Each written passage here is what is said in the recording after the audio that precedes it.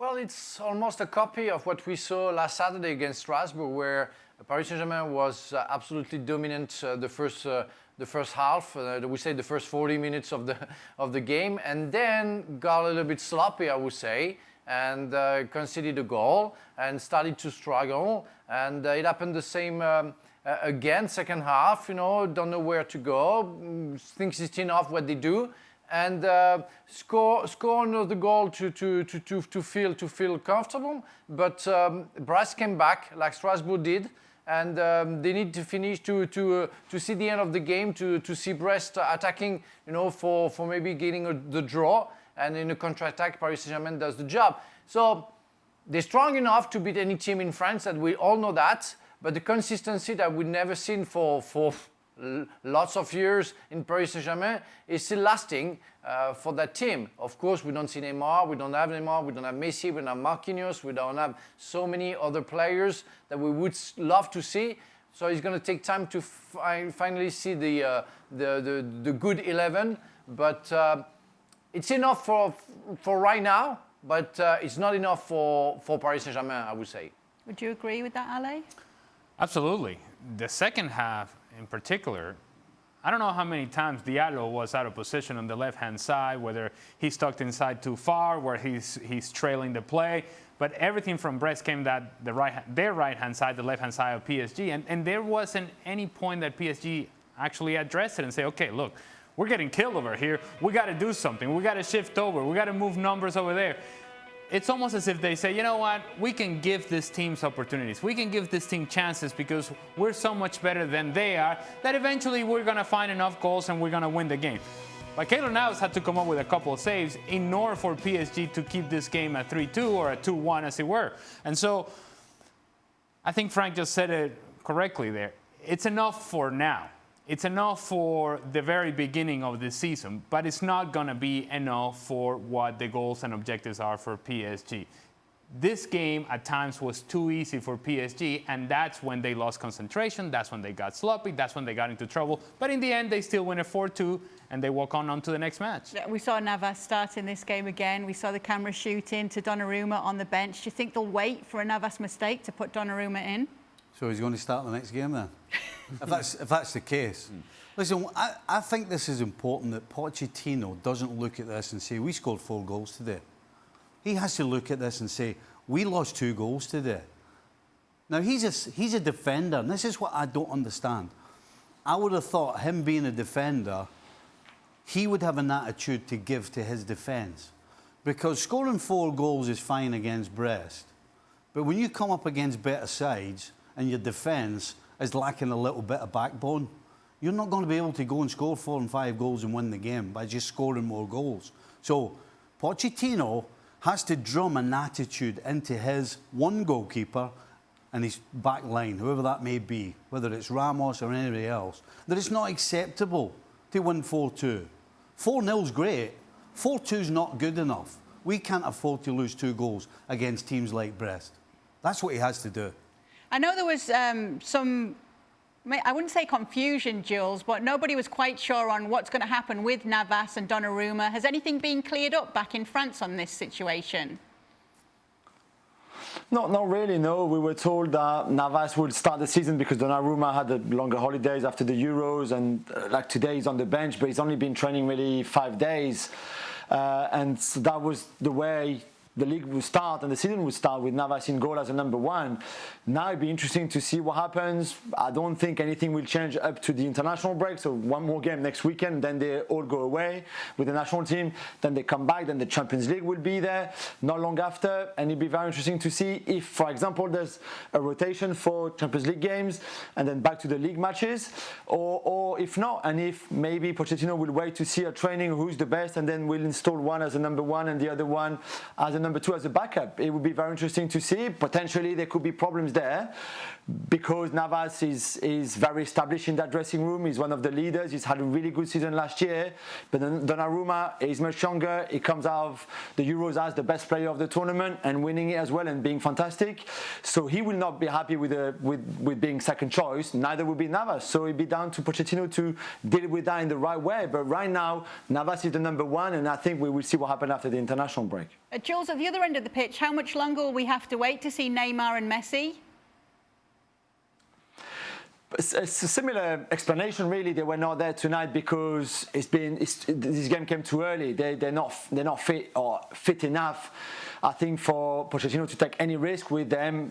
Messi had the weekend off. He's gone back to Barcelona with his family, for example, and they haven't been training long enough. I think next weekend away at Reims on the Sunday gives them a bit more time to train, and I would expect them to be in the squad unless PSG said, listen, it's better if you start at home, which will be after the international break, and give him his debut to Messi, that is for the game in September at the Parc des Princes, and not away at Reims next weekend. So it'd be interesting to see, but I do think they'll both be in the squad for the Reims game next weekend. Ali, what happens, what changes when those two come back into this PSG side? Okay, changes dramatically given the fact that this is perhaps the best front three that we have seen, I don't know, the last 20 years or so. It's amazing to think that these three players will be together on the field at the same time. Now, if indeed this team is going to achieve the things that they want to achieve, I know you're going to get productivity out of this front three. And everybody knows that. And they're too good. Individually, they're too good, and I assume that together they're going to play well.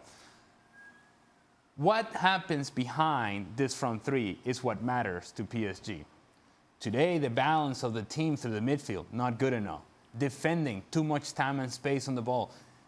Tight areas defending, not good enough. Too much time and space in the ball. And we're talking about Brest. We're not talking about top quality opposition here. And yet, they created a whole bunch of chances against PSG. So I know what PSG, or at least I have an idea as to what PSG can be with Lionel Messi, Neymar, and Mbappe. Mbappe stretching the field. Neymar being the guy who's able to dribble out of tight areas. And then Lionel Messi being the guy who orchestrates the offense because of the vision and the quality of his passing.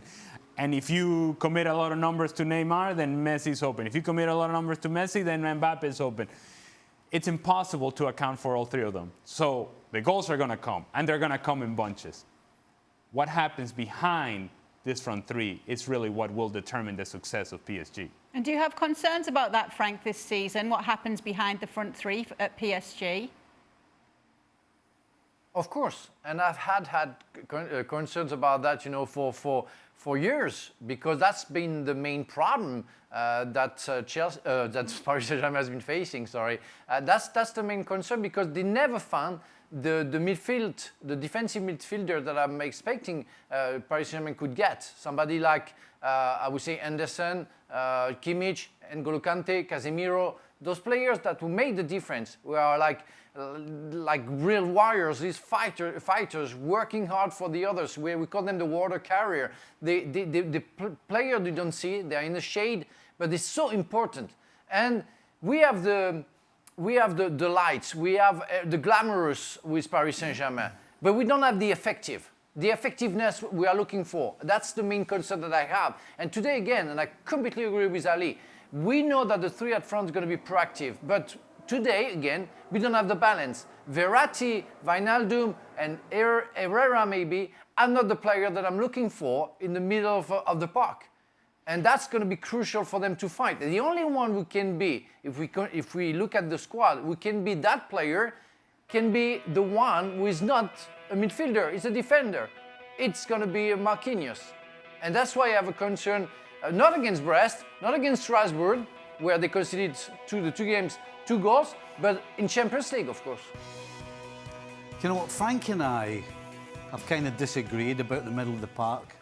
Frank wants N'Golo Kante in there, and I'm sure PSG want N'Golo Kante in there, but I think they've actually got enough in there. My worry is that there's a reason you have a back four or a back three, whatever way you want to play. And that is for them to, guess what, do a job. It's called defending. Everybody is hunting for this guy like N'Golo Kante as if that's the answer to all your problems. Teams are always going to get at the back line. So that means that you have to make sure the back line defends. And that's not what they do. Yeah, but the first goal we saw tonight, Frank, TV. the first goal we saw tonight, they had 5 defenders back. 5. But they're so disorganised, Not one of them's in charge. They don't look disciplined enough to actually sort themselves out as if there's some sort of leader in there. So, yes, it would be great if we could build a wall in the middle of the park and then nobody could get through, because then you wouldn't have to ask defenders to defend. But the fact is, they've got a back line that has cost them over the last 4 or 5 years, the Champions League, because they can't defend with a back line, whether it's a 3 or whether it's a 4. That to me is the biggest problem.